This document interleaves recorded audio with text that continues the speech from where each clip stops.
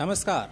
GST की master class में आप सभी का स्वागत है। जीएसटी यानी गुड्स एंड सर्विसेज टैक्स, माननीय प्रधानमंत्री के शब्दों में कहें तो गुड और सिंपल टैक्स। वित्त मंत्रालय ने देश भर से तमाम सवालों के आने के बाद ये फैसला लिया कि जीएसटी की मास्टर क्लास 6 दिनों के लिए शुरू की जाएगी और ख़ास तौर पर वित्त मंत्रालय के अधिकारी इस वक्त राष्ट्रीय मीडिया केंद्र नई दिल्ली में आ चुके हैं। मैं स्वागत करता हूं श्री हसमुख अधिया जी का, जो कि राजस्व सचिव हैं भारत सरकार के। बहुत बहुत शुक्रिया सर वक्त निकालने के लिए। वनजा एस सरना मैम, जो कि चेयरपर्सन है सीबीसी की, वो भी इस वक्त डायस पर मौजूद हैं। श्री महेंद्र सिंह, जो कि सदस्य हैं central board of excise and customs में, सर आपका भी बहुत बहुत स्वागत है। श्री प्रकाश कुमार, जो कि सीईओ जीएसटी नेटवर्क के, बहुत बहुत स्वागत सर इस कार्यक्रम में शामिल होने के लिए। श्री पीके जैन, जो कि चीफ कमिश्नर है सीबीसी में, आपका भी स्वागत। और श्री जीडी लोहानी, जो कि कमिश्नर हैं सीबीईसी में, बहुत बहुत स्वागत आप सभी का इस कार्यक्रम में वक्त निकालने के लिए। ये जो पूरा प्रोग्राम है वो दूरदर्शन के राष्ट्रीय नेटवर्क पर इस वक्त बिल्कुल लाइव आप देख रहे हैं। साथ ही साथ जो सोशल मीडिया हैंडल्स हैं, PIB इंडिया, PIB_India, ट्विटर पे इस वक्त लाइव चल रहा है। लाइव वेबकास्ट आप देख सकते हैं pib.nic.in पर। और #AskGST_GOI पर जो भी सवाल हमारे पास आए हैं, उन सवालों में से हमने जो सबसे ज़्यादा पूछे जाने वाले सवाल हैं उनको चुना है। और मुझे उम्मीद है कि इस पहली क्लास के बाद रजिस्ट्रेशन और माइग्रेशन के संबंधित जो भी आपकी समस्याएं या फिर सवाल आपकी दिमाग में हैं, उनका समाधान अगले 1 घंटे के दौरान मिलेगा। मैं सबसे पहले श्री हसमुख अधिया जी, जो कि राजस्व सचिव हैं भारत सरकार, उनका निवेदन करता हूं कि वो इस वक्त पंजीकरण पर अपना प्रेजेंटेशन दें और उसके बाद फिर जो दूसरा प्रेजेंटेशन और जो सवाल और जवाब का सिलसिला है उसकी शुरुआत करेंगे।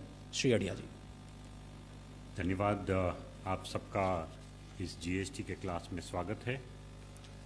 जीएसटी की बात करें तो एक स्पष्टता में कंज्यूमर्स के लिए, देश के आम लोगों के लिए देना चाहूँगा। कुछ ऐसे सवाल हमारे पास आए हैं कि भाई मैं कुछ खरीदने गया, मुझे बिल में CGST और SGST दोनों 99% लगाया है, तो क्या ये डुप्लीकेशन है? मुझे दोबारा 2 बार टैक्स लगाया गया है। इस तरह के सवाल कंज्यूमर के मन में होते हैं। तो मैं उनको समझा दूं कि GST का जो भी रेट होता है, जो डिसाइड किया है, मान लो किसी आइटम के ऊपर 12% है या 18% है या 5% है, तो उसको एग्जैक्टली 2 भाग में अलग किया जाता है। एक पोर्शन जो SGST, स्टेट GST कहलाता है, वो स्टेट गवर्नमेंट को डायरेक्ट जाएगा, इसलिए उसका नाम अलग है। और एक CGST जो कि सेंट्रल गवर्नमेंट को जाता है। बिकॉज स्टेट और सेंटर ने मिलकर ये टैक्स बनाया है, इसलिए वहीं एक टैक्स का इक्वल बंटवारा हो रहा है। इसलिए नाम के वास्ते आपको 2 टैक्स दिख रहे हैं, SGST, CGST, बट दोनों का जो टोटल है वो फाइनल GST का रेट है, जो कि उस आइटम के ऊपर एप्लीकेबल है। तो लोग इसके बारे में कंफ्यूज ना हो, इसलिए मैं ये बात कहना चाहता हूँ। जीएसटी की जब शुरुआत कर रहे हैं तो सबसे पहला मसला आता है लोगों के पास कि रजिस्ट्रेशन कब करना है, किसको करना है, कैसे करना है। ये सब विषय हर आदमी को फेस करता है, ट्रेडर को, नए ट्रेडर को। तो उसके लिए आज का ये क्लास है। मैं सबसे पहले आपको हमारी जो पहली स्लाइड है उसे समझाना चाहूँगा कि जिनका भी टर्नओवर 10 जो स्पेशल कैटेगरी स्टेट है, 11 ऐसे स्पेशल कैटेगरी स्टेट है जो कि नॉर्थ ईस्ट के सब स्टेट है, और जो हिमाचल, उत्तरांचल, ये जो स्टेट है स्पेशल कैटेगरी स्टेट, 11 स्टेट ऐसे है जिनको 10 लाख की लिमिट लागू होती है और बाकी पूरे इंडिया को 20 लाख की लिमिट लागू होती है। तो अगर किसी ट्रेडर का या मैन्युफैक्चरर का पिछले साल का टर्नओवर 10 लाख या 20 लाख से ऊपर है तो उसको जरूर रजिस्ट्रेशन लेना पड़ेगा। अब ये जो हम टर्नओवर की बात करें उसमें क्या क्या चीज़ गिनी जाएगी, if you can go to slide number 2, इसमें आएगा कि आपका खुद का टैक्सेबल सप्लाई हो या एग्जाम सप्लाई भी आ जाएगा।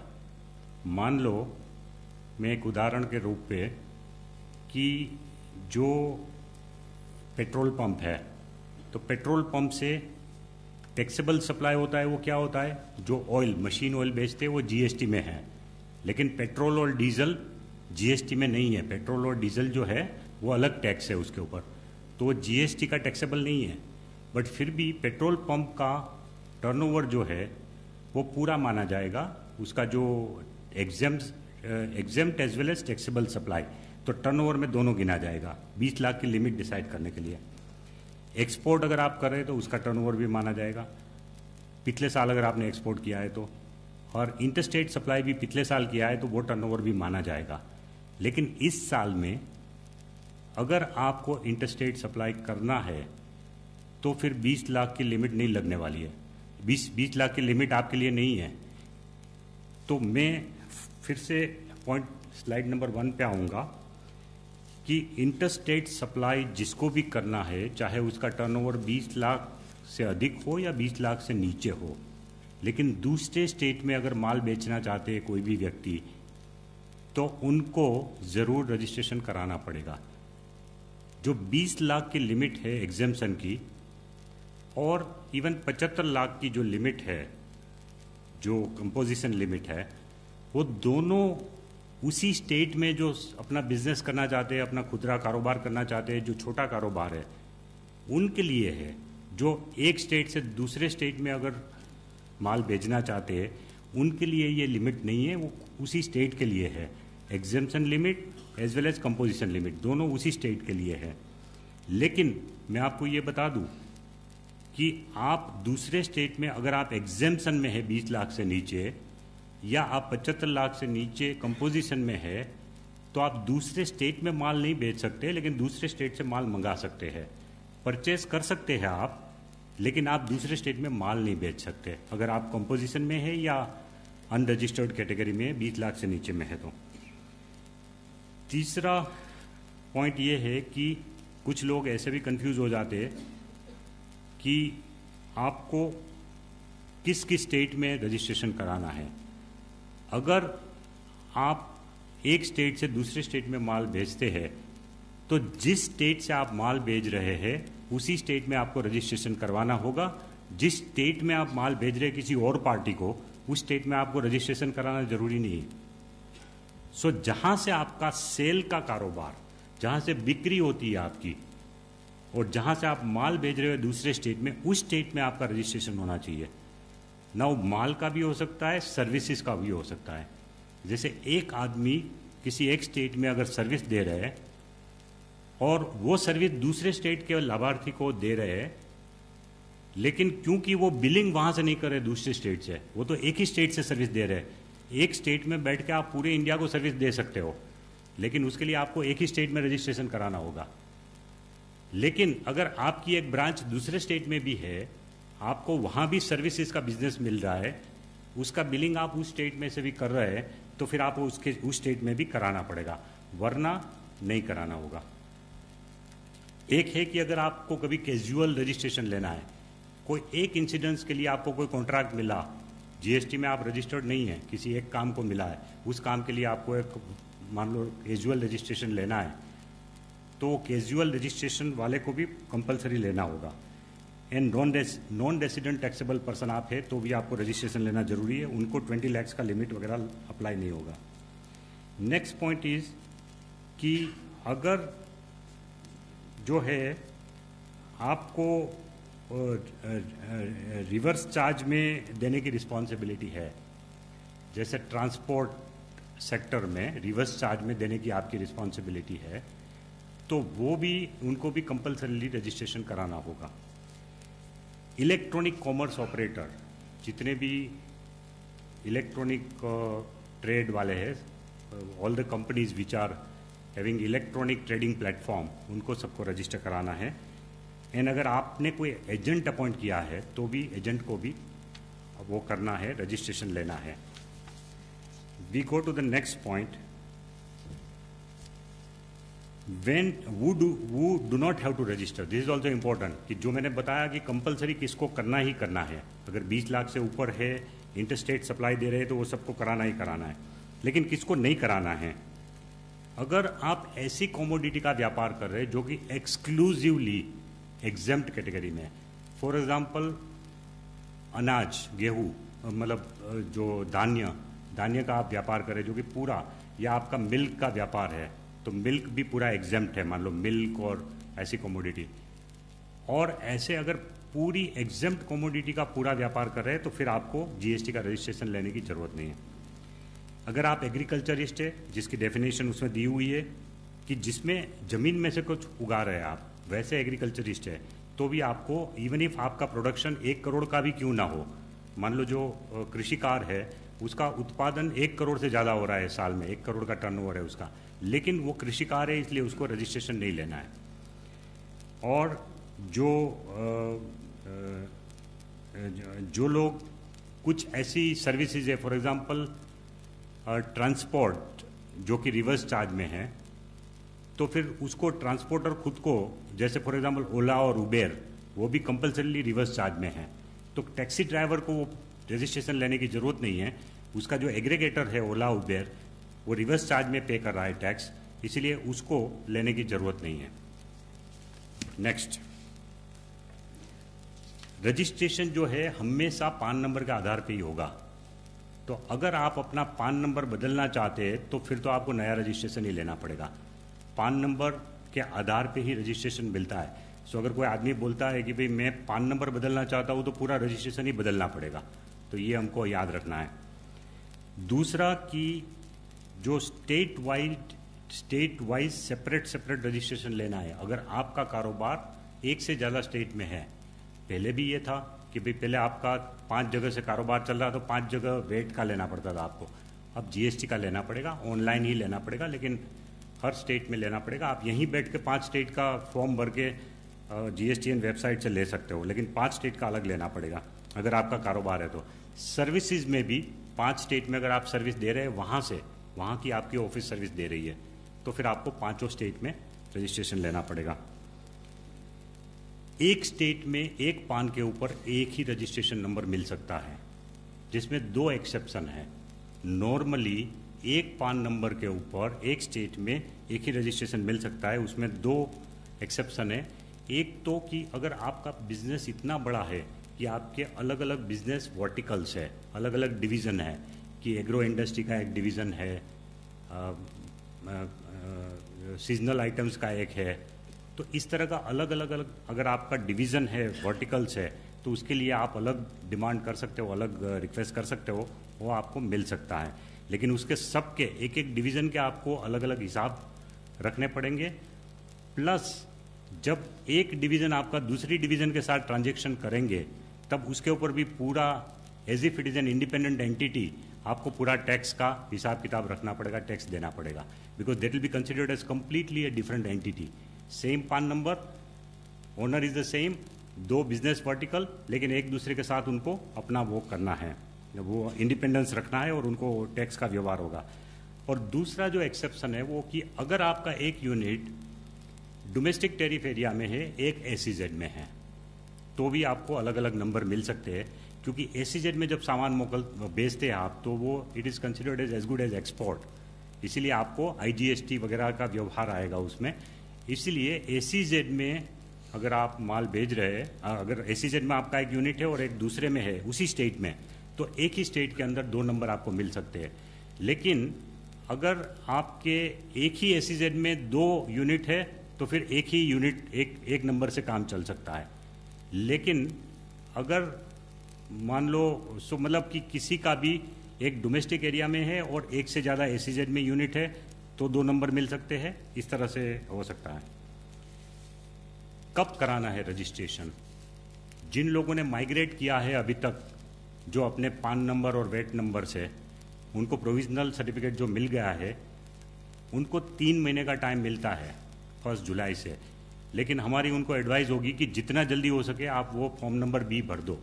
उनमें से 80 लाख लोग थे, उसमें से 67 लोगों ने अपना नंबर को एक्टिवेट कर दिया है लॉगिन करने से, और वो 67 लोगों को हमने प्रोविजनल सर्टिफिकेट पहुंचा दिया है, प्रोविजनल रजिस्ट्रेशन सर्टिफिकेट उनको मिल गए हैं।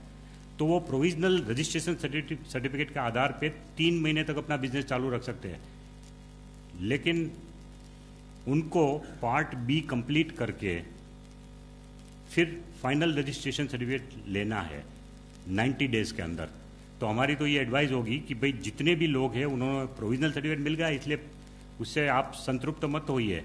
आपको जो पार्ट B भरना है वो भर के आप फाइनल सर्टिफिकेट के लिए अभी से एप्लीकेशन कर दीजिए, फिर तकलीफ होगी 90 डेज खत्म होते ही, फिर आपको दौड़ा दौड़ी करनी पड़ेगी, फिर लास्ट मिनट में प्रॉब्लम होगी। इसलिए हमारी पूरी एडवाइस है कि वो तुरंत उसको भी खत्म करें काम। और अगर ऐसा कोई आपका यूनिट था जिसमें आपके पास ना वेट नंबर था ना एक्साइज नंबर था, वो इसलिए कि भाई आपका जो कमोडिटी है वो टैक्स में था ही नहीं। जैसे कपड़े वाले हैं टेक्सटाइल में, फैब्रिक मैन्युफैक्चरर्स और फैब्रिक के ट्रेडर्स है, उनका वेट में भी नहीं था, एक्साइज में भी नहीं था, अब 5% टैक्स लगा है, तो उनको सबको तुरंत रजिस्ट्रेशन की एप्लीकेशन करनी है। Maximum they can continue their business up to 30 days without registration, but अगर 30 डेज के अंदर रजिस्ट्रेशन नहीं लिया तो फिर they will not be allowed to continue their business. So they must be careful. उनको अभी से अपना न्यू रजिस्ट्रेशन एप्लीकेशन दे देना चाहिए और वो उसका मतलब उनको नंबर ले लेना चाहिए 30 डेज के अंदर। नेक्स्ट, कौन कौन से फील्ड है जो रजिस्ट्रेशन में, ये एक्चुअली जीएसटीएन का विषय है बट मैं अपने में कवर कर रहा हूँ। काफ़ी क्वेश्चन आए इसके ऊपर कि कौन कौन से ऐसे विषय है जो कि आप खुद चेंज कर सकते हो ऑनलाइन। आपने एक रजिस्ट्रेशन ले लिया और आपको पूरी डिटेल उसने डाल दी, अब उसमें से कुछ फील्ड आप चेंज करना चाहते हो, तो उसमें कुछ फील्ड ऐसे है जो कि आपको चेंज करने के लिए अथॉरिटी की परमिशन चाहिए, तो आपको ऑनलाइन अप्लाई करना होगा वो चेंज करने के लिए। फॉर एग्जाम्पल बिजनेस का नाम बदलना है तो दैट इज वन। सेकंड कि आपको अपना प्रिंसिपल प्लेस ऑफ बिजनेस या एडिशनल प्लेस ऑफ बिजनेस जो आपने उसमें एड्रेस डाला है वो एड्रेस में चेंज करना है, तो फिर आपको अथॉरिटी को एप्लीकेशन देना है। मेन पार्टनर या डायरेक्टर का जो नाम है उसमें कोई अगर चेंज करना है, किसी कंपनी में मान लो एक डायरेक्टर का भी चेंज होता है, तो भी आपको उसके लिए अथॉरिटी को ऑनलाइन एप्लीकेशन देनी है, मैन्युअल नहीं देनी है, ऑनलाइन ही एप्लीकेशन की फैसिलिटी है। और ये फील्ड के अलावा बाकी कोई भी फील्ड है वो सब आप अपने आप लॉगिन करके बदल सकते हो, आपको अथॉरिटी की वेट करने की जरूरत नहीं। फॉर एग्जाम्पल क्या क्या डिटेल आप डालते हैं, आप डालते हैं कि बैंक अकाउंट की डिटेल डालते हैं कि आपका बैंक अकाउंट कौन सा है। अगर बैंक अकाउंट बदल गया तो आप अपने आप बदल सकते हैं उसको ऑनलाइन जाके, उसके लिए आपको किसी की वेट करने की जरूरत नहीं है। फिर आप उसमें ये भी डाल रहे हैं, आपको हम पूछ रहे हैं कि भाई 5 मेन आइटम ऑफ बिजनेस कौन सी है, उसका HSN कोड दीजिए। अब आपके पास तो 20, 25, 30 आइटम भी हो सकती है, हम नहीं चाहते कि हम सब आइटम का लिस्ट ले आपसे। 5 आइटम की जगह है उसमें जीएसटीएन के वेबसाइट में, वो 5 आइटम का आप HSN कोड दे दीजिए जो मेन आइटम है उसका, बाकी सब आइटम आप अपने पास रखिए, हमें ज़रूरत नहीं है। बट उसमें भी अगर आप चेंज करना चाहते हैं अपने मेन आइटम ऑफ बिजनेस, तो वो सब भी आप उसमें चेंज कर सकते हैं। और अपना फ़ोन नंबर और ईमेल आईडी वो भी आप बाद में चेंज कर सकते हैं अपने आप, जिसमें आपको अथॉरिटी को पूछने की ज़रूरत नहीं है। लेकिन अगर बेसिक चेंज है, जो आपकी पीडी है, जो आपकी फॉर्म है, उसके नाम में डिफरेंस है, ओनरशिप में डिफरेंस है, या प्लेस ऑफ बिजनेस में अगर डिफरेंस है, अगर उसमें कोई चेंज है तो वो आपको करना है। Next, my last slide today is about कि कुछ लोग पूछ रहे हैं कि हम वॉलंटरीली रजिस्ट्रेशन ले या ना ले। वॉलंटरी रजिस्ट्रेशन संभव है, अगर 20 लाख से भी नीचे का आपका टर्नओवर है तो भी आप वॉलंटरीली रजिस्ट्रेशन ले सकते हो। उसके फायदे क्या होगा और उसका नुकसान क्या है, मैं दोनों बता दूं। अगर आप रजिस्ट्रेशन लेते हैं तो आप B2B ट्रांजैक्शन कर पाएंगे। पर्टिकुलरली कुछ ऐसे लोग जो है जो कि बड़ी फर्म को सप्लाई कर रहे हैं माल, तो बड़ी फर्म नहीं चाहेगी कि हम अनरजिस्टर्ड डीलर से लें, इसीलिए आप खुद रजिस्टर करवा लेंगे तो आप उनको भी सप्लाई कर सकते हैं, B2B को सप्लाई कर सकते हैं, वो एक फ़ायदा है। और दूसरा कि वरना क्या होगा कि आप जिस रजिस्टर्ड डीलर को दे रहे हैं, मान लो आप अगर कंज्यूमर को बेच रहे हैं तो नो प्रॉब्लम, बट अगर आपका नाता रिश्ता किसी बिजनेस वाले से उनको आप सप्लाई कर रहे हैं तो उनको रिवर्स चार्ज में पे करने की रिस्पॉन्सिबिलिटी आती है। आपने तो टैक्स नहीं पे किया बिकॉज यू आर अनरजिस्टर्ड, लेकिन आप अनरजिस्टर्ड है, लेकिन हमारा जो सेक्शन 9(4) है वो 9(4) के तहत वो उसको रिस्पॉन्सिबिलिटी आएगी रजिस्टर्ड डीलर को। अगर आप खुद रजिस्टर्ड है तो वो चिंता नहीं है, तो आपसे सब लोग माल खरीदेंगे, अगर B2B वाले भी आपसे माल खरीद सकते हैं। इसका नुकसान क्या है कि अगर आप एक बार रजिस्टर करा लेंगे तो आपको पूरे के पूरे सप्लाई के ऊपर टैक्स तो देना ही है, फिर आपको एग्जम्पशन की लिमिट नहीं मिलती। आप ये नहीं कह सकते कि 20 लाख तक मैं हूँ इसलिए मुझे टैक्स नहीं भरना है। एक बार रजिस्टर करा लिया, उसके बाद 5 लाख का भी टर्नओवर है तो भी आपको 5 लाख के ऊपर टैक्स भरना पड़ेगा। इसीलिए अगर आप लिमिट के पहले है तो you can avoid to register, अगर आप नहीं चाहते हैं तो। और दूसरा कि एक बार रजिस्टर करा लिया जिसने भी, उनको अपना ट्रांजैक्शन चाहे जीरो भी हो एक महीने के अंदर, there are no transaction also in any month, then also महीने में एक बार तो उसको रिटर्न फाइल करना होगा जो रजिस्टर्ड डीलर है उनको, unless he is a composition dealer. अगर कंपोजिशन डीलर है तो फिर आपको 75 लाख तक का अगर आपका टर्नओवर है तो 3 महीने में एक बार ही रिटर्न बनना है आपको। लेकिन अगर आप रेगुलर रजिस्टर्ड है तो आपको हर महीने करना होगा। अब मैं रिक्वेस्ट करूंगा जो मिस्टर प्रकाश को कि जो जीएसटीएन की तरफ से जो प्रोसीजर है रजिस्टर कराने की, माइग्रेट कराने की, उसके बारे में थोड़ी बात करें। धन्यवाद सर। अभी तक आपको राजस्व सचिव साहब ने बताया कि कैसे रजिस्ट्रेशन की क्या प्रक्रिया है और एनरोलमेंट की क्या प्रक्रिया है। पहला सवाल उठता है कहाँ करेंगे। ये करेंगे आप जीएसटी पोर्टल पे, यानी कर रहे हैं gst.gov.in, जहाँ पे रजिस्ट्रेशन, पेमेंट, रिटर्न फाइलिंग, इस तरह की चीज़ें जो टैक्स पेयर को फेसिंग हैं वो सारी की सारी वहाँ पे की जाती है। एनरोलमेंट के लिए जो taxpayer VAT, service tax, central excise में पहले से ही रजिस्टर्ड थे, उनके लिए प्रक्रिया 8 नवंबर 2016 को शुरू कर दी गई, जिससे उनको हम जीएसटी रिजीम में ले आ सके।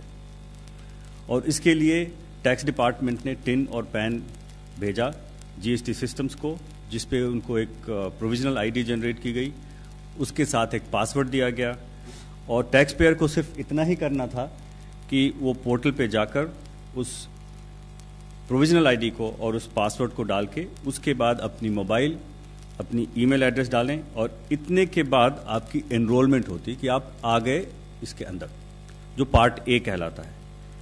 उसके बाद उसकी पार्ट बी है जो रजिस्ट्रेशन और एनरोलमेंट दोनों में बिल्कुल एक तरह की है और जिसका पूरा उदाहरण सचिव महोदय ने अभी दिया कि अलग अलग हिस्से हैं, जिसमें कि बिजनेस डिटेल्स है, प्रोमोटर्स की डिटेल्स है, उसमें आपकी प्रिंसिपल प्लेस ऑफ बिजनेस है, एडिशनल प्लेस ऑफ बिजनेस है, ऑथराइज सिग्नेटरी है, बैंक है, गुड्स एंड सर्विसेज जो डील करते हैं, ये सब आप भरते हैं और उसको भरने के बाद आपका वो पार्ट जो होता है कंप्लीट हो जाता है। अगर आपने पार्ट बी भी कर लिया तो आप कहलाते हैं कि आप माइग्रेट हो गए। तो दोनों में डिफरेंस ये है कि अगर आपने सिर्फ अपनी एक्टिवेट किया यूज़र आईडी पासवर्ड को और आपने ईमेल और मोबाइल डाला तो आप एनरोल हो गए, और जब अगर आपने उसमें पार्ट बी भी भर दिया तो आप उसके बाद आप इसमें माइग्रेट हो जाते हैं। अभी तक जैसा कि सचिव साहब ने बताया 67 लाख के 11,000 टैक्स पेयर्स ऑलरेडी एनरोल हो चुके हैं और उसमें से 30 लाख लोगों ने अपना पार्ट बी भर के और उनको उसकी भी एक्नॉलेजमेंट दी जा चुकी है। तो पहला सवाल जैसे उन्होंने बताया कि प्रोविजनल सर्टिफिकेट, जितने लोगों को प्रोविजनल आईडी मिला और जिन्होंने एक्टिवेट कर दिया उन सभी को 67.11 लाख लोगों को उनकी प्रोविजनल सर्टिफिकेट ईमेल से भेज दी गई। साथ ही साथ ये उनके डैशबोर्ड पर भी अवेलेबल है, जब भी वो लॉगिन करें वहां से जाकर उसको डाउनलोड कर सकते हैं। और जैसा मैंने बताया कि पार्ट बी भरने के बाद जैसा कि 30 लाख लोगों ने कर दिया है, उसके बाद आपकी जो एलिजिबिलिटी हो जाती है परमानेंट रजिस्ट्रेशन लेने के लिए। इस बीच में ये जो फिल्ड अप डॉक्यूमेंट है ये जाएगा टैक्स ऑफिसर के पास, जो उसे देखेंगे और देख करके अगर उस अप्रूव कर देते हैं तो आपका परमानेंट रजिस्ट्रेशन होता है। अगर उनकी कोई क्वेरी होती है किसी पर्टिकुलर आइटम के बारे में, जैसे वो पढ़ नहीं पा रहे हैं जो डॉक्यूमेंट लगाया है, या कोई डॉक्यूमेंट है जो कि लीज डीड है एक्सपायर हो गई है, तो नई डॉक्यूमेंट मांगेंगे और उसको जमा करने के बाद होगा। तो रजिस्ट्रेशन और एनरोलमेंट की जो पार्ट बी है बिल्कुल एक जैसी है और इसको भरने के लिए हम जनरली हमने वेबसाइट पे भी लगाया है कि इसको करने के पहले ऑनलाइन कुछ चीज़ें आप पहले से करके रख लें। वो क्या चीज़ें हैं? जैसे फोटोग्राफ्स हैं प्रोमोटर्स की, आपकी लीज डीड या इस तरह की जो प्रूफ ऑफ बिजनेस है प्रिंसिपल प्लेस की, वो अब तैयार करके रख लें। इसके बाद ऑथराइज सिग्नेटरी का जो अपॉइंटमेंट है, जिसने भी उसको ऑथराइज किया है, उसकी भी स्कैन करके कॉपी रख लें। इतनी सब चीज़ें रख लें तो आपका 10 से 15 मिनट में ये पूरी एनरोलमेंट की जो प्रोसेस है, जो पार्ट बी भरने की प्रोसेस है, वो कंप्लीट हो जाती है। और जैसा मैंने बताया कि 30 लाख लोगों ने इसको करके उनको ARN भी दिया जा चुका है। बाकी जो 37 लाख लोग हैं जिन्होंने ये पार्ट बी कंप्लीट किया है या हाफ कंप्लीट है, उनसे हमारी गुजारिश है कि उसे जल्दी करें, जिससे कि आपका ये काम अब पहले हो जाए और आपको परमानेंट रजिस्ट्रेशन मिल जाए। नई रजिस्ट्रेशन की प्रक्रिया चूंकि ये अभी शुरू हुई है 25 जून से, मैं आपको थोड़ा डिटेल में इसको बताऊंगा। इसके लिए आपको एक पैन जरूरी है बिजनेस एंटिटी का, एक मोबाइल नंबर और एक ईमेल आईडी। आप gst.gov.in पे जाएंगे और वहाँ पे ये तीनों आइटम्स अपने स्टेट चूज करेंगे, अपना लीगल नाम लिखेंगे, पैन लिखेंगे, मोबाइल नंबर, ईमेल आईडी डालने के बाद आपको OTP भेजी जाएगी इन दोनों पे, मोबाइल पे और ईमेल पे, दोनों OTP इसमें डालनी है। उसके बाद जब ये अगर सक्सेसफुल वेरिफिकेशन हो जाती है CBDT से कि हाँ ये पैन एग्जिस्ट करता है और ये उसी एंटिटी के नाम से जो आपने लीगल नेम दिया है, तो आपको एप्लीकेशन रेफरेंस नंबर या जिसे हम इनफैक्ट उसको TRN कहते हैं, TRN आपको मिल जाता है। TRN डाल करके फिर आप उसके बाद उसकी पार्ट बी भरना शुरू करते हैं, जिसमें कि वही सारी चीज़ें हैं जैसे कि आपकी बिजनेस डिटेल्स हैं, आपकी प्रिंसिपल प्लेस ऑफ बिजनेस है, आपके प्रोमोटर्स हैं, आपके बैंक हैं, additional place of business, goods and services etcetera, dealt, ये सारी डालते हैं। अगर सारी डॉक्यूमेंट डाल दी और उसके बाद इसकी वैलिडेशन की जाती है, जो प्रोमोटर्स की आपने पैन डाला है, ऑथराइज सिग्नेटरी की जो पैन डाली है, इसको भी वैलिडेट किया जाता है CBDT से। और कंपनीज के केस में डिन नंबर, जो डायरेक्टर का डिन नंबर है और कंपनी का जो सिन नंबर है, वो भी MCA के वेबसाइट से उसको वैलिडेट किया जाता है। अगर ये वैलिडेट हो जाती है तो आपको फुल ARN जाता है आपके पास, और उसके बाद ये पूरी फिल्ड अप जो एप्लीकेशन है वो कंसर्न टैक्स ऑफिसर के पास चली जाती है, जिनके पास 3 वर्किंग डे हैं, सैटरडे संडे और छुट्टियों को हटाने के बाद 3 वर्किंग डे है, जिसके तहत वो उस पर कार्रवाई करते हैं। अगर टैक्स ऑफिसर ने उस पर कोई क्वेरी की, जैसा क्वेरी क्या हो सकती है कि वो मैं जैसे पहले बताया था कि लीज डीड पढ़ा नहीं जा रहा है या एक्सपायर किया हुआ है या कोई और दूसरा डॉक्यूमेंट जो लगाया गया है जो कि ठीक नहीं दिख रहा है, तो उसकी कॉपी मांगेंगे, या कोई इन्फॉर्मेशन दी है जो जिस इन्फॉर्मेशन पे वो उनको और फर्दर डिटेल्स चाहिए। जितनी भी क्वेरी है ऑफिसर एक ही बार क्वेरी रेज कर सकता है, और ये सारी की सारी क्वेरीज एप्लीकेंट के पास उनके पास जाती है। उनके पास फिर 7 दिन का, 7 वर्किंग डेज का समय है, जिसके तहत वो उसकी पूरी जवाब दें, नए डॉक्यूमेंट्स अपलोड कर सकते हैं। उसके बाद ऑफिसर के पास 7 वर्किंग डे है उसको प्रोसेस करने के लिए। अगर वो 7 दिन में नहीं प्रोसेस करते हैं तो ये डीम्ड अप्रूवल में जाता है। उसी तरह से जब पहली बार उनके पास एप्लीकेशन जाती है तो 3 दिन में अगर उसने ऑफिसर ने कोई इस पर कार्रवाई नहीं की तो डीम्ड अप्रूवल में जाएगा। हमारे पास सवाल आ रहे हैं काफ़ी सारे कि मुझे ARN मिल गया लेकिन सर्टिफिकेट नहीं आया। तो जैसा मैंने बताया कि ARN मिलने और सर्टिफिकेट मिलने के बीच में 3 वर्किंग डे है, पहला ये। दूसरा कहते हैं कि हमें समाप्त करने के बाद, ARN मिलने के बाद भी वैलिडेशन एरर आ जाता है। वो इसलिए होता है कि अगर कोई भी डिटेल, जैसे किसी प्रोमोटर का, डायरेक्टर का डिन हो, प्रोमोटर का पैन हो, अगर वो फेल कर गया मैच करने में, तो फिर आपके पास एक ईमेल जाता है कि आपकी ये डेटा फेल कर गई, आप उसको जाकर के दोबारा उसको करेक्ट करिए। RC कहाँ मिलेगी? RC की इंटीमेशन जाती है ईमेल से, साथ ही साथ आपके टैक्स पेयर के डैशबोर्ड पे रखी होती है, जहाँ पे से कोई भी टैक्स पेयर उसको जाकर डाउनलोड कर सकता है और उसको प्रिंट कर सकता है। तो इतनी जानकारी थी कि एनरोलमेंट की और जो रजिस्ट्रेशन की है वो कैसे की जाए और कैसे लोग कर रहे हैं। बहुत बहुत शुक्रिया श्री अडिया जी और प्रकाश कुमार जी आपका। और जो राज्य सरकारों में जो तमाम CBEC के अधिकारी हैं और जो ट्रेडर्स हैं और जो टैक्स प्रैक्टिशनर्स हैं वो भी इस कार्यक्रम को लाइव देख रहे हैं, उनका भी एक बार फिर से स्वागत। सर, हमारे पास बहुत सारे सवाल जो हैं वो फ्रिक्वेंटली आस्क्ड क्वेश्चंस हैं, वो एक एक करके मैं आप तक पहुंचाना चाहता हूं, और आपसे गुजारिश है कि आप इन सवालों को एक तरह से जो उलझने हैं लोगों के दिमाग में उनको सुलझाने की ज़रूर कोशिश करें। पहला सवाल है कि मैं एक टैक्सेबल पर्सन हूँ, मेरे बहुत सारे स्टेट्स में बिजनेस है, मेरा टर्नओवर लेकिन 20 लाख से कम है, मैं इंटर स्टेट सप्लाई एक राज्य से दूसरे राज्य में करता हूं, क्या मुझे रजिस्ट्रेशन कराना होगा?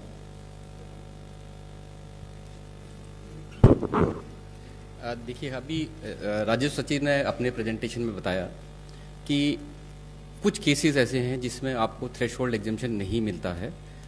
अब इस केस में जो प्रश्न किया गया है, इनमें इनका विभिन्न राज्यों में रजिस्ट्रेशन टर्नओवर है और टर्नओवर 20 लाख से कम है, बट वो इंटर स्टेट सप्लाई करना चाहते हैं। अगर इंटर स्टेट सप्लाई करेंगे तो उनको रजिस्ट्रेशन लेना पड़ेगा, बिकॉज जो लोग इंटर स्टेट सप्लाई कर रहे हैं, एक राज्य से दूसरे राज्य में सप्लाई कर रहे हैं, उनके लिए थ्रेशोल्ड एग्जेम्पशन नहीं है। थ्रेशोल्ड एग्जेम्पशन उन लोगों के लिए है जो एक ही राज्य में रहकर और छोटे अपने करदाता हैं और या छोटे लोग हैं जो 20 लाख से नीचे का टर्नओवर कर रहे हैं विद इन द स्टेट, उनके लिए थ्रेशोल्ड लिमिट है। इस तरह के लोग जो इंटर स्टेट करेंगे उनके लिए थ्रेशोल्ड एग्जेम्पशन नहीं है। दूसरा सवाल है जीएसटी नंबर को लेकर के। बहुत सारे जो कारोबारी होते हैं उनको पैन और टैन नंबर जिनके पास होता है उनको टीडीएस डिडक्ट करना पड़ता है, क्या उनको भी एक अलग से जीएसटी आइडेंटिफिकेशन नंबर लेना होगा? देखिए, जिनको टीडीएस करना है उनके लिए भी उनको अलग से टीडीएस के लिए रजिस्ट्रेशन लेना है। यदि वो बिजनेस भी कर रहे हैं, सप्लायर हैं, तो उसके लिए अलग रजिस्ट्रेशन नंबर है और टीडीएस के लिए अलग से लेना पड़ेगा। तो टीडीएस के लिए अलग से और कारोबार के लिए अलग से। तीसरा सवाल ये है सर कि एक ही स्टेट में मैं ट्रेडिंग भी करता हूं और मैन्युफैक्चरिंग भी करता हूं, क्या मुझे दोनों स्थितियों में अलग अलग रजिस्ट्रेशन लेना होगा जीएसटी के तहत? देखिए, एक स्टेट में जैसे सचिव जी ने बताया कि एक स्टेट में एक पैन पे एक ही हमको रजिस्ट्रेशन लेना है। क्या मैं उसमें ट्रेडिंग कर रहा हूँ या किसी मैन्युफैक्चरिंग कर रहा हूँ या कोई अदर एक्टिविटी कर रहा हूँ, तो मेरे को एक ही रजिस्ट्रेशन चाहिए। पर यदि मैं चाहता हूँ, यदि उसकी ऑप्शन करदाता की ऑप्शन पे चाहे तो वो डिफरेंट बिजनेस वर्टिकल्स के लिए डिफरेंट रजिस्ट्रेशन ले सकता है। अगला सवाल ये है सर कि मैं रजिस्ट्रेशन के लिए लायबल नहीं हूं, लेकिन क्या मैं वॉलंटरीली इस रजिस्ट्रेशन ले सकता हूं और इसके असर क्या है, इसके प्रभाव क्या होंगे मेरे कारोबार पे? ये चीज़ तो मैं ऑलरेडी अपनी बात में समझा चुका हूँ। मुझे लगता है सबको ये बात आ गई होगी समझ में। लेकिन एक चीज़ मैं बता दूं कि जो एक ही स्टेट में एक पान नंबर के ऊपर अगर आप वॉलंटरीली 2 नंबर ले रहे हैं, बिजनेस वर्टिकल अलग है इसलिए 2 नंबर, तो एक चीज़ मैंने जो आपको बताया कि दोनों इंडिपेंडेंट एंटिटी गिनी जाएगी, वो 2 एंटिटी के बीच में भी ट्रांजैक्शन होगा तो टैक्स लगेगा, दैट इज़ 1। एंड सेकेंडली कि कोई ये ना माने कि हम 2 नंबर लेने के बाद दोनों में 75 लाख का बेनिफिट लेंगे। टर्नओवर दोनों का एग्रीगेट गिना जाएगा। एक पान नंबर के ऊपर चाहे आपके एक से ज़्यादा भी जीएसटीआई नंबर एक स्टेट के अंदर है तो उनका सबका टर्नओवर पूरा माना जाएगा। जी, अगले सवाल की तरफ बढ़ते हैं। मेरे पास प्रोविजनल रजिस्ट्रेशन नंबर तो आ गया है, क्या मुझे नए जीएसटी नेटवर्क जो नंबर है उसकी प्रतीक्षा करनी चाहिए? क्या मैं अपने प्रोविजनल रजिस्ट्रेशन नंबर को तब तक इस्तेमाल करना शुरू कर सकता हूं?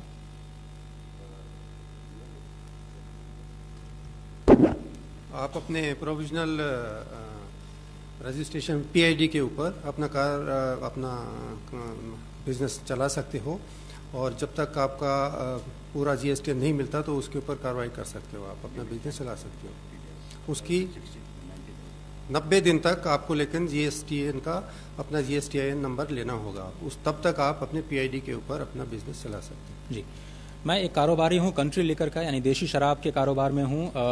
क्या मुझे वैट से जीएसटी में माइग्रेट करना ज़रूरी है, क्योंकि लिकर जो है वो जीएसटी लॉ के दायरे से बाहर है? अगर आप एक ऐसी वस्तु में व्यापार कर रहे हैं जो जीएसटी के बाहर है और उसके अलावा आप ऐसा कोई कारोबार नहीं कर रहे हैं जो जीएसटी के अंतर्गत आता है, जैसे कि जो प्रश्नकर्ता हैं इन्होंने कहा कि ये लिकर में सिर्फ काम कर रहे हैं, तो ये ऐसी वस्तु है जो जीएसटी के दायरे से बाहर है और ये प्रावधान लॉ में है कि जो लोग ऐसा व्यापार कर रहे हैं जो बिल्कुल जीएसटी के दायरे से बाहर है उनको रजिस्ट्रेशन लेने की आवश्यकता नहीं है। हैशटैग आस्क गढ़िया पर बहुत सारे जो सवाल हैं उसमें 8वां सवाल ये है कि मैं रजिस्टर करना चाहता हूं आईएसडी के तौर पर, इनपुट सर्विस डिस्ट्रीब्यूटर के तौर पर, whether I can apply now या फिर उसका प्रोसीजर क्या है अगर ऐसा करना है तो? आईएसडी के लिए आपको एक सेपरेट रजिस्ट्रेशन लेना है, वो तो एक्ट में प्रोवाइडेड है, तो आप रजिस्टर कर सकते हैं एज अ आईएसडी सेपरेटली। लेकिन उसका जी, अगला सवाल है सर कि जीएसटी के रजिस्टर करने के लिए मुझे अभी और कितना इंतजार करना पड़ेगा? How long can I wait to register in GST? जो अनरजिस्टर्ड हैं, जो अनरजिस्टर्ड हैं जी, अगर आपके टर्नओवर क्रॉस कर रही है, फिर तो आपको जिस दिन 20 लाख क्रॉस की, उससे आपके पास सिर्फ 30 दिन का ही समय है, उसके अंदर अंदर जरूर करना है आपको। 30 दिनों का वक्त है आपको जीएसटी नेटवर्क में जीएसटीएन पर जाकर के अपना रजिस्ट्रेशन जरूर समाप्त करना होगा। जीएसटी पोर्टल पर जाकर जी। अगर मुझे करेक्शंस करने हैं अपने रजिस्ट्रेशन के डिटेल्स में, तो उसकी क्या प्रोसीजर है और मैं कितने दिनों में ये कर सकता हूँ? जो आपने अपनी सर्टिफिकेट के लिए जो आपने डेटा जो डाला, अगर उसमें आप कोई चेंज करना चाहते हैं तो पूरे डेटा को 2 भाग में बांटा गया। एक जो कोर फील्ड है, जैसा कि जिसको सचिव साहब ने अभी बताया था, जिसकी उसमें कोई भी अगर बदलाव है तो वो सिर्फ अप्रूवल के बाद होगा, और दूसरे जो नॉन कोर हैं वो आप खुद कर सकते हैं, जैसा कि बैंक डिटेल और इस तरह की चीज़ें। जो कोर आइटम्स दोनों के लिए आपको वेबसाइट पे जाना पड़ेगा। नॉन कोर आप खुद से कर सकते हैं। कोर आइटम आप वहाँ जाएं, आप उसमें अप्लाई करेंगे, उसके बाद वो डेटा जाएगी ऑफिसर के पास, जो कंसर्न्ड ऑफिसर हैं, ऑफिसर उसको देखेंगे और उसके बाद उसको अप्रूव करेंगे। लेकिन आपकी जो पुरानी डेटा है वो भी सिस्टम में रहेगी और नया डेटा भी रहेगा। इसी तरह से आपने अगर phone number, email, bank detail change किया, पुरानी भी रहेगी, नई भी रहेगी हमारे पास। जी, अगला सवाल सर्विस टैक्स से रिलेटेड है। मैं एक रजिस्टर्ड सर्विस टैक्स एसएससी हूँ, लेकिन मेरा जो एनुअल टर्नओवर है वो 12 लाख रुपए है, लेकिन अब मैं थ्रेशोल्ड एग्जम्पशन के लिए एलिजिबल हूँ, तो चूंकि मैं माइग्रेट कर चुका हूँ, क्या मेरे ऊपर टैक्स लगेगा? मेरे ऊपर टैक्स की लाइबिलिटी क्या बनती है? चूंकि आप 12 लाख की टर्नओवर वाले एसएससी थे, तो लॉ के अंतर्गत आपको माइग्रेट किया गया, बिकॉज ये रिक्वायरमेंट थी लॉ की कि सब लोग जो एग्जिस्टिंग रेजिस्टेंट है वो माइग्रेट होंगे। पर अब चूंकि ये लिमिट बढ़ के 20 लाख हो चुकी है, सो आपके लिए उचित होगा, अगर आप इस जीएसटी व्यवस्था से बाहर निकलना चाहते हैं और थ्रेशोल्ड एग्जम्पशन लेना चाहते हैं, तो आप कैंसिलेशन के लिए एप्लीकेशन दे दें, तो आप अपना रजिस्ट्रेशन कैंसिल करवा सकते हैं। जी, आईएसडी के लिए क्या अलग से रजिस्ट्रेशन कराना होगा other than the existing tax payers registration? जी, दूसरा सवाल सर स्मॉल डीलर्स और स्मॉल ट्रेडर्स को लेकर के है, जिनके पास आईटी इंफ्रास्ट्रक्चर नहीं है, तो उनके पास और क्या ऑप्शंस हैं इस नए सिस्टम को अडॉप्ट करने के लिए? छोटे लोग, अगर कोई उनको दिक्कत आ रही है कि भाई वो उनके पास ऐसी कोई समझ नहीं है कि कैसे हम लोग रजिस्टर कराएं अपने आप को, तो हमने ये किया है कि स्टेट गवर्नमेंट और सेंट्रल गवर्नमेंट के एक्साइज, वेट या सर्विस टैक्स के जितने भी दफ्तर है, जितने भी ऑफिसेज है, छोटे छोटे ऑफिस जहाँ भी है, उन सबको जीएसटी सेवा केंद्र में तब्दील कर दिया है। वहाँ पर कंप्यूटर भी है। हमारे ऑफिसर को हमने इंस्ट्रक्शन दिया है कि आपको पूरी हेल्प करेंगे, आप वहाँ जाइए, उनको रिक्वेस्ट करिए कि भाई हमको रजिस्ट्रेशन कराना है, हमको हेल्प करिए, तो आपको हेल्प मिल जाएगी।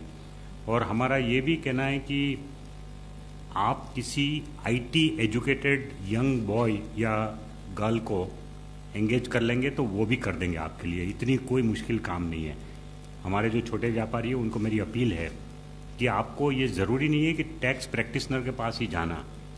ये रजिस्ट्रेशन का मसला इतना सिंपल है, उसका सिर्फ हाउ है, फियर है, कुछ सिंपल डिटेल्स देनी है। और अगर आप वो एक कोई यंग आईटी एजुकेटेड पर्सन है, आपके फैमिली में, आपके आसपास कोई है, तो उनकी मदद ले लीजिए, वो आपको कर देगा काम तुरंत, और आप उनको थोड़ा सा पुरस्कार भी दे दीजिए, वो खुश हो जाएंगे। टैक्स प्रैक्टिशनर के पास रजिस्ट्रेशन के लिए जाने की ज़रूरत नहीं है। जी, 14वां सवाल इस कार्यक्रम में इसमें एक चीज़ और मैं ऐड करना चाहूँगा कि कुछ लोगों में भ्रांतियाँ हैं कि कोई रजिस्ट्रेशन फ़ी ली जा रही है। सरकार की तरफ से इसमें कोई फ़ी नहीं है, और एक एक करके, जैसा भी सचिव साहब ने बताया कि पहले आप बिजनेस डिटेल जानते हैं, और मोस्टली ड्रॉप डाउन है जहाँ आपको अब लिखना है, उसके बाद से एडिशनल प्लेस, जैसे प्रिंसिपल प्लेस ऑफ बिजनेस है, डायरेक्टर्स का नाम है, तो जो कोई भी थोड़ी सी भी अगर आप इतनी ईमेल क्रिएट करते हैं तो उसमें भी आपको कुछ चीज़ें देनी होती है, तो उसी तरह का है, थोड़ा सा और जी इन्वॉल्व। नागरिकों की तरफ से एक सवाल है सर कि एक सिटीजन के तौर पर मैं ये कैसे जान सकता हूँ कि कोई जीएसटी के अंदर रजिस्टर्ड है या अथवा नहीं है? उसके लिए क्या मैकेनिज्म है आइडेंटिफिकेशन के लिए? हर डीलर रजिस्टर्ड डीलर को अपना जीएसटीएन नंबर अपने साइन बोर्ड पे अपने ऑफिस में लिख के रखना है, तो आपको वहाँ से पता चल जाएगा। जब भी आप किसी शॉप पे या एस्टेब्लिशमेंट पे जाएंगे तो उसके बोर्ड पे आपको पता चल जाएगा कि GSTN नंबर उसका लिखा हुआ है तो वो रजिस्टर्ड है। जी, 15वां सवाल है। इंसिडेंटली आप उनको पूछ भी सकते हैं कि भाई आपका GSTN नंबर क्या है। आप कंज्यूमर है तो भी आप पूछ सकते हो कि भाई आपका GSTN नंबर क्या है। और ये लॉ में, रूल्स में प्रावधान है कि अपने प्लेस ऑफ बिजनेस में वो डिस्प्ले करे सर्टिफिकेट ऑफ रजिस्ट्रेशन। अभी क्योंकि प्रोविजनल सर्टिफिकेट ऑफ रजिस्ट्रेशन हमने दे रखा है तो प्रोविजनल सर्टिफिकेट भी उनको डिपिक्ट करना चाहिए व्यापारी को अपने दुकान में। जो कंपोजिशन डीलर है उनको टैक्स चार्ज करने की अनुमति नहीं है। कंपोजिशन डीलर क्योंकि वो खुद चार्ज नहीं कर रहा आपको, तो आपको पता कैसे चलेगा कि मेरे बिल में उसने लगाया नहीं लगाया। तो कंपोजिशन डीलर के लिए भी ये जरूरी है कि उनको बोर्ड लगाना है कि मैं कंपोजिशन डीलर हूँ। GSTIN में रजिस्ट्रेशन है मेरा, लेकिन मैं कंपोजिशन डीलर हूँ, वैसा उनको दिखाना है व्यापारी को। रजिस्ट्रेशन के लिए क्या कुछ विशेष श्रेणियां भी बनाई गई हैं, और अगर हैं तो वो किन किन लोगों के लिए खास तौर पर रजिस्ट्रेशन लेना होगा? जो कि आपने प्रेजेंटेशन में बताया कि जो TDS जो डिडक्ट करते हैं, जो TCS कलेक्टर हैं, casual and non resident taxable persons, cross border suppliers और UN स्पेशलाइज एजेंसीज को लेना होगा। मेरी रेंटल इनकम 5 लाख रुपए है और मैं एग्जेम्प्ट सर्विस जो 18 लाख एक साल में है उसके लिए एग्जेम्प्टेड कैटेगरी में हूं, तो क्या मुझे रजिस्टर करना होगा? जी, 20 लाख की जो थ्रेशोल्ड लिमिट है वो सभी लोगों के लिए है जो भी कोई भी सप्लाई कर रहे हैं। अगर आप सर्विस सिर्फ रेंटिंग से आपकी कमाई है और रेंटिंग 18 लाख है तो निश्चित तौर पर आप इस एग्जेम्पशन लिमिट के हकदार हैं और आप चाहें तो रजिस्ट्रेशन ना लें। वॉलंटरी रजिस्ट्रेशन का प्रावधान भी है जैसा कि बताया गया अभी प्रेजेंटेशन। जी, GST नेटवर्क से भी जुड़े कुछ सवाल हैं सर। उसमें पहला सवाल यह है कि जो प्रोविजनल ID मुझे रिसीव नहीं हुई है तो मैं उसके लिए क्या करूं? जैसा मैंने पहले बताया था कि प्रोविजनल ID GST सिस्टम तैयार करता है।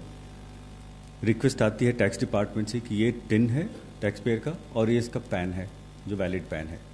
पैन की वैलिडेशन चेक की जाती है और उसके बाद एक GST नंबर निकाल कर उनको दिया जाता है प्रोविजनल ID के रूप में। जी, मैं एक बात स्पष्ट करना चाहूँगा कि जो प्रोविजनल ID है यही टिन भी है, GST टिन भी है, ये अलग से फिर नहीं, वही नंबर रहेगा आगे भी। तो अगर किन्हीं को नहीं मिली है तो उनके जो टैक्स अथॉरिटी हैं, ज़्यादातर टैक्स अथॉरिटी जैसे कि सर्विस टैक्स, सेंट्रल एक्साइज, सभी ने अपने वेबसाइट पे डाला है कि आप अपने पुराने जो डिपार्टमेंट था, जैसे मान लीजिए सर्विस टैक्स पेयर है, आप जाएं वहाँ पे, जैसे आप लॉगिन करें तो आपको दिखाई देगा कि आपका ये प्रोविजनल ID और ये टोकन है। और वहाँ उन्होंने ये भी लगाया है कि इस पे क्लिक करिए तो आप उस साइट पे चले जाएंगे, यानी gst.gov.in पे। इस तरह से वैट डिपार्टमेंट्स ने भी किया। जी, अगला सवाल। बड़ा इंपॉर्टेंट खुलासा किया है। देखिए, काफ़ी लोग ये पूछ रहे हैं कि भाई प्रोविजनल ID नंबर तो आ गया, अब मैं बिल बुक छपवाऊँगा तो उसके ऊपर नंबर लिखना पड़ेगा, बाद में क्या दोबारा बिल बुक छपवानी पड़ेगी 3 महीने के बाद? ये नहीं है।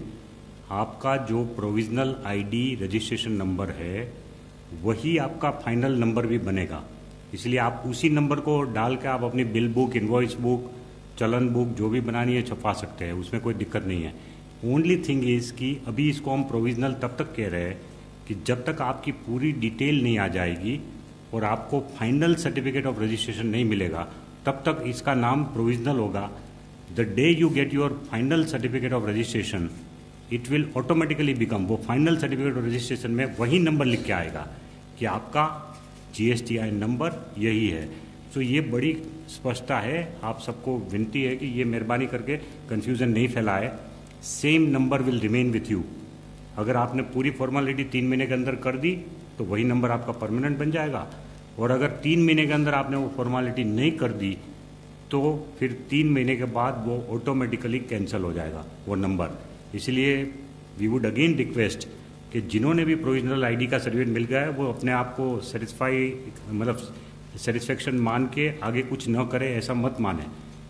जो लोगों को जो डिटेल देनी है पार्ट B की, वो डिटेल देके फाइनल सर्टिफिकेट ऑफ रजिस्ट्रेशन अभी से ले लीजिए, फिर बाद में लास्ट मिनट किसी को तकलीफ नहीं होनी चाहिए। एक फॉलोअप क्वेश्चन सर इसी से जुड़ा हुआ यह है कि मेरी प्रोविजनल ID को कैंसिल कर दिया गया है, मैं इसको कैसे फिर से एक्टिवेट कर सकता हूँ?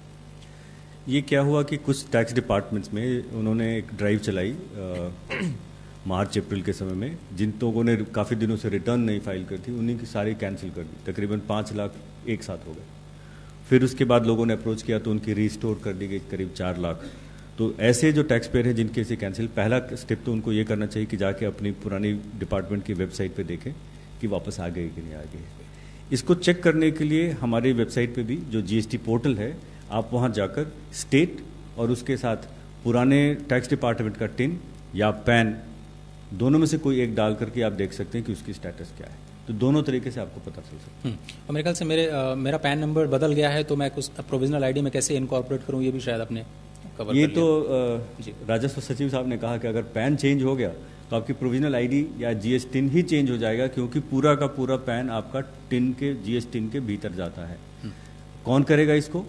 इसमें भी वही है कि जिस डिपार्टमेंट में, सपोज करिए आप वैट डिपार्टमेंट दिल्ली में रजिस्टर्ड थे और आपका पैन चेंज हुआ है और वहाँ पे वैट के ऑफिसर उसको टिन को वही रखते हैं, पैन चेंज कर देते हैं, तो उनके यहाँ से रिक्वेस्ट आएगी, फिर हमारे यहाँ उस पुरानी वाले को कैंसिल करते हैं और एक नया जनरेट करते हैं, उसको वापस भेजते हैं टैक्स डिपार्टमेंट को, टैक्स पेयर को देने के लिए।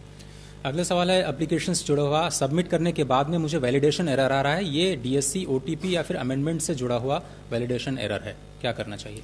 जैसा मैंने पहले बताया था कि वैलिडेशन होती है उन सभी चीज़ों की, जैसा आप पहले आपके जो डायरेक्टर्स प्रोमोटर्स हैं इनके पैन की, कंपनी अगर है तो डायरेक्टर्स आइडेंटिफिकेशन नंबर की, कंपनी के सिन की, और कई सारे लोगों ने ऑथराइज सिग्नेचरी खास करके उन्होंने अपनी आधार भी दी हुई।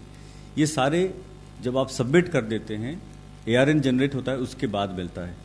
ये बैच में चलती है और जब अगर किसी का कोई एरर आया तो आपको वहाँ पे सामने अपने पोर्टल पे आपको वैलिडेशन एरर दिखाई देता है। साथ ही साथ एक ईमेल जाता है टैक्स पेयर को उस ईमेल आईडी पे जो आपने रजिस्ट्रेशन में दिया है, ये कहते हुए कि इस डायरेक्टर का ये पैन मैच नहीं कर रहा है या इस डायरेक्टर का ये डिन मैच नहीं कर रहा है, तो ये जाता है और उसके बाद उसके साथ साथ ये भी लिखा होता है कि आप इसको वापस जाएं और उसको फिर से चेक करें और उसको करेक्ट डालें। डिजिटल सिग्नेचर सर्टिफिकेट्स में साइन नहीं कर पा रहा हूँ, मुझे कभी कभी ओटीपी रिसीव नहीं हो पा रही है, क्या कोई दूसरा मैकेनिज्म है जिससे मैं ऑथेंटिकेट कर पाऊँ? जी, तो पहला तो है कि डिजिटल सिग्नेचर चूँकि बहुत से लोगों के लिए नई प्रक्रिया थी तो दिक्कत है। इसमें क्या 2-3 चीज़ें बहुत ध्यान रखने की वाली हैं कि जिस कंप्यूटर पे आप काम कर रहे हैं उस पे latest version of EM signer हो जो अवेलेबल है फ्रीली हमारे साइट पे। सेकंड, उस पे आपका रोल जो है वो एडमिनिस्ट्रेटर का हो। इसके बाद पहले आपको रजिस्टर करना पड़ता है डीएससी को और उसके बाद आप उसे साइन कर पाते हैं। सरकार ने थोड़े दिनों पहले इन सब चीज़ों को ध्यान में रखते हुए, जैसा हम बैंक में ओटीपी आता है उसी तरह का ईवीसी यानी ओटीपी बेस्ड आपके रजिस्टर्ड मोबाइल पे ओटीपी आएगा और उससे भी आप अपने आप को ऑथेंटिकेट कर सकते हैं और कल को आप रिटर्न फाइलिंग में भी कर सकते हैं। लेकिन ये कंपनी और एलएलपी और फॉरेन एलएलपी के लिए लागू नहीं है, उनको डीएससी से ही करना होगा। और एक और चीज़ बताना चाहूँगा, कंपनियों की संख्या करीब जो हमारे अभी तक एनरोल हुए हैं तकरीबन 4.5 के आसपास हैं, लेकिन 22 लाख टैक्स पेयर्स ने डीएससी का इस्तेमाल किया है, तो काफ़ी बड़ी संख्या में दूसरे लोगों ने भी डीएससी का इस्तेमाल किया। जी, रजिस्ट्रेशन सर्टिफिकेट अब कहाँ से मिलेगा वो आपने शायद कवर कर लिया है। अगला सवाल यह है कि अगर मुझे सो कॉज नोटिस मिलता है तो उस केस में मुझे क्या करना होगा? जैसा मैं बताया था आपको कि अगर जब वो पूरी की फिल्ड अप एप्लीकेशन चाहे एनरोलमेंट की हो या रजिस्ट्रेशन की हो टैक्स ऑफिसर के पास जाती है और उसमें से कोई वो कमी देखते हैं या जो कोई आपने डॉक्यूमेंट्स अपलोड किए हैं उसको पढ़ नहीं पा रहे हैं या वो एक्सपायर्ड डॉक्यूमेंट है, उसकी टेन्योर खत्म हो गई है, जैसे लीज डीड है, तो उस पर आपके पास नोटिस आएगा और वो अलग अलग कॉलम आ जाएगा कि ये डॉक्यूमेंट का ये है या कोई इन्फॉर्मेशन डाली उस इन्फॉर्मेशन के बारे में।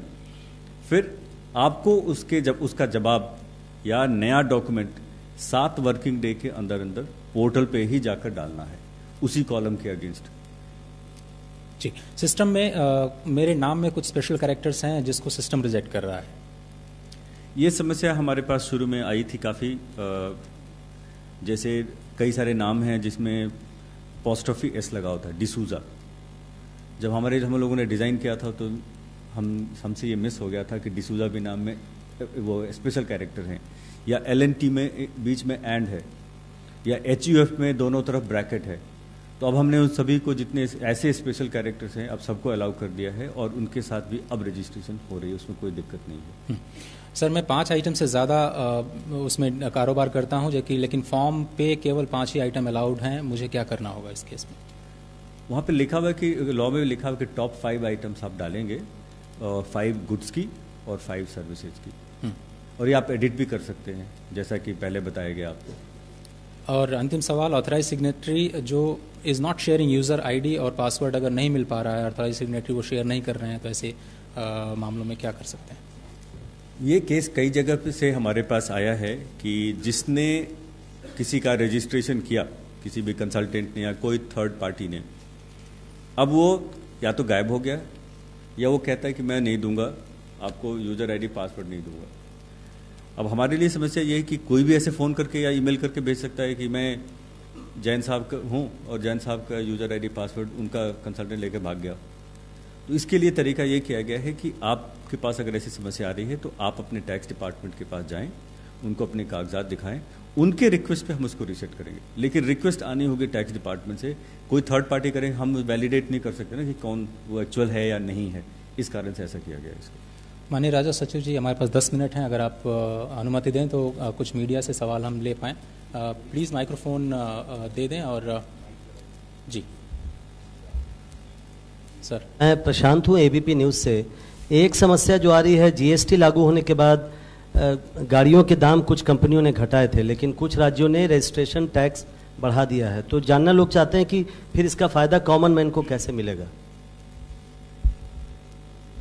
ऐसा है कि जो टैक्स जीएसटी के दायरे में है उसकी चिंता तो जीएसटी काउंसिल कर रही है, लेकिन जीएसटी काउंसिल के दायरे के बाहर कुछ ऐसे टैक्सेस है जो कि स्टेट गवर्नमेंट के अधीन है।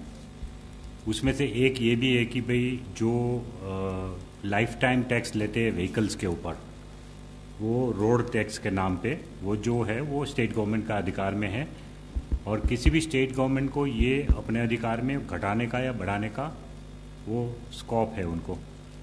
तो उसको बढ़ाना या घटाना वो डिसीजन स्टेट गवर्नमेंट खुद लेगा, डिपेंडिंग ऑन कि कैपेसिटी है कि नहीं लोगों की बेयर करने की। तो उस हिसाब से उन्होंने जो भी डिसीजन लिया वो ठीक है, वो हम उसमें कुछ नहीं कर सकते, बिकॉज उनका अपना अधिकार है। वसीम जी। सर, एक छोटा सा क्लैरिफिकेशन चाहिए। मैं एक व्यापारी हूँ, मैं 10 छोटे सप्लायर्स को माल सप्लाई कर रहा हूँ और उनके पास जीएसटीएन नंबर नहीं है, तो मेरे को इनपुट क्रेडिट कैसे मिलेगा? किसको इनपुट क्रेडिट चाहिए? अगर मुझे इनपुट क्रेडिट चाहिए, अगर मैं किसी व्यापारियों को सप्लाई कर रहा हूँ और जिनके पास रजिस्ट्रेशन जो नंबर नहीं है, अनरजिस्टर्ड डीलर है उनको तो इनपुट टैक्स क्रेडिट चाहिए ही नहीं, उनको तो टैक्स की लायबिलिटी नहीं है, तो इनपुट टैक्स क्रेडिट कहाँ से चाहिए? लेकिन मैं रजिस्टर्ड हूँ, मुझे चाहिए, अगर मेरे को तो इनपुट क्रेडिट मिलना चाहिए, मुझे नहीं मिलना चाहिए। हाँ, वही लिए, बट आपको पता है कि एक 9(4) जो हमारा सेक्शन है वो ये कहता है कि कोई भी रजिस्टर्ड डीलर अनरजिस्टर्ड डीलर से माल खरीदता है तो रिस्पॉन्सिबिलिटी टैक्स की रिवर्स चार्ज में रजिस्टर्ड डीलर की होगी। तो मुझे जैसे मैंने पहले आपको टैक्स भरना है, फिर उसकी इनपुट टैक्स क्रेडिट लेनी है। तो फिर मैं पहले टैक्स भरूंगा, लेकिन वो टैक्स नहीं भरेंगे जिन्होंने लिया है, छोटे सप्लायर है वो। हाँ, वो नहीं भरेगा, बट मैं उस टैक्स को भरूंगा और मैं उसकी इनपुट टैक्स क्रेडिट ले लूंगा। लेकिन इसमें एक एक्सेप्शन किया हमने, ये रिवर्स चार्ज में जो देना है रजिस्टर्ड डीलर को, रजिस्टर्ड डीलर अगर अनरजिस्टर्ड डीलर से खरीदता है तो उसको रिवर्स चार्ज में टैक्स पे करना है। लेकिन अगर एक दिन में 5,000 रुपये तक की आइटम है तो उसके लिए वो रिवर्स चार्ज में टैक्स नहीं देना है। सो कुछ लोग कहते हैं कि भाई छोटी स्टेशनरी खरीदने हमने भेज दिया तो स्टेशनरी का जो आएगा वो अनरजिस्टर्ड डीलर से लिया मान लो, या कुछ चाय पानी मंगवाया या किसी होटल से, ऐसी होटल से चाय पानी मंगवाया जिसमें जीएसटी नहीं लग रहा है, तो फिर उसके लिए 5,000 पर डे का आपको मुक्ति है। और उसके ऊपर अगर होगा तो भी आपको पूरे महीने का ऐसा जो भी सप्लाई आप खरीद रहे हैं अनरजिस्टर्ड डीलर से, वो पूरे सप्लाई का एक बिल बनाना होगा और एक इनवॉइस बना के, सेल्फ इनवॉइस बना के आप उसके ऊपर टैक्स की लायबिलिटी अपनी दिखा सकते हैं। बट टैक्स भरने की जिम्मेवारी आपकी है, जिनसे भी आपने खरीदा है वो अगर अनरजिस्टर्ड डीलर है तो। जी नहीं, बेच रहे हैं तो कोई दिक्कत नहीं है, बेच रहे हैं तो आप तो टैक्स भर के ही लाए होंगे और वो कोई दिक्कत नहीं है, आप टैक्स उस पर लगा के उसको बेच सकते हैं। बेचने में कोई दिक्कत नहीं है, छोटे वाले को बेच सकते हैं। अगले सवाल की तरफ। Neeraj Chakar from Catch News. I have one question. There was a recent incident of where Tamil Nadu government, they imposed an additional entertainment tax which was about 28 to 30%. This was actually a result of a exemption given to local bodies under the GST that they can impose their own taxes. How many such taxes can be levied by local bodies? And is there a fear that local bodies under the pressure of the state governments to increase their revenues can use these taxes to impose higher taxes, which can actually lead to inflation? देखिए मैं आपको गिना दूँ, आप उंगली पे गिन सकते हैं, उतने ही टैक्सेस है। सबसे पहला 5 कमोडिटी जो पेट्रोलियम की है, petrol, diesel, natural gas, crude oil and aviation turbine fuel, इनके ऊपर वेट लगाने की पावर स्टेट गवर्नमेंट के पास है, सेंट्रल गवर्नमेंट के पास एक्साइज लगाने की अलग पावर है, तो जीएसटी के बाहर है। तो उन प्रोडक्ट पे स्टेट और सेंटर कभी भी बढ़ा सकते हैं, कभी घटा सकते हैं। दूसरी जो मेजर आइटम है वो है stamp duty and registration charges, जो ज़मीन या मिल्कत के ऊपर जो होता है वो पावर स्टेट गवर्नमेंट का है, उसमें भी स्टेट गवर्नमेंट कटौती कर सकती है, बढ़ोतरी कर सकती है। तीसरा जो ये मसला आया था मुंबई का, ये महाराष्ट्र का, कि जो व्हीकल टैक्स है वो पावर स्टेट गवर्नमेंट का है। चौथा electricity duty, electricity duty on sale of electricity is still with the state government, एक ये है। नेक्स्ट इज पोर्टेबल अल्कोहल, जो पोर्टेबल अल्कोहल है उसके ऊपर एक्साइज, स्टेट एक्साइज कलेक्ट करने का पूरा अधिकार स्टेट को है, उसमें सेंट्रल गवर्नमेंट को कोई अधिकार नहीं है। और कोई चीज़ छूट गई, entertainment tax for local body. Entertainment tax जो है सिनेमा वगैरह, उस पर 28% तो जीएसटी लगाया हमने, 28 और 18। अगर 100 रुपये से कम टिकट है तो 18% है, और अगर 100 रुपये से ऊपर है तो 28% जीएसटी लगा है। उसके अलावा स्टेट गवर्नमेंट को अधिकार है कि लोकल बॉडी के बेनिफिट के लिए वो एक्स्ट्रा टैक्स लगा सकते हैं। बस इतने ही टैक्स है जो कि जीएसटी के दायरे से बाहर है। सर मीडिया से एक और भी सवाल है, प्लीज़ अपना परिचय दें और सवाल करें। आपका माइक प्लीज़ ऑन कर लें। Thank you.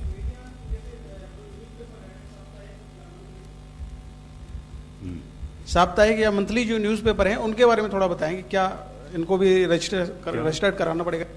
Media and entertainment industry में जो न्यूज़पेपर साप्ताहिक और न्यूज़पेपर्स, पीरियडिकल्स हैं, क्या उनके ऊपर जीएसटी का प्रावधान है? उनको भी रजिस्टर करना न्यूज़पेपर और मैगजीन? न्यूज़पेपर तो नहीं, न्यूज़पेपर के ऊपर तो न्यूज़पेपर, अगर आपकी एडवर्टाइजमेंट की इनकम 20 लाख से बढ़ रही है, जो एडवर्टाइजमेंट स्पेस दे रहे हैं उसकी इनकम अगर 20 लाख से बढ़ रही है तो फिर आपको रजिस्टर कराना है, क्योंकि हमने वो एडवर्टाइजमेंट स्पेस के ऊपर 5% डाला है 20 बार जीएसटी में। जी, सीएनबीसी से Good evening, sir. Excuse me, can I ask one question?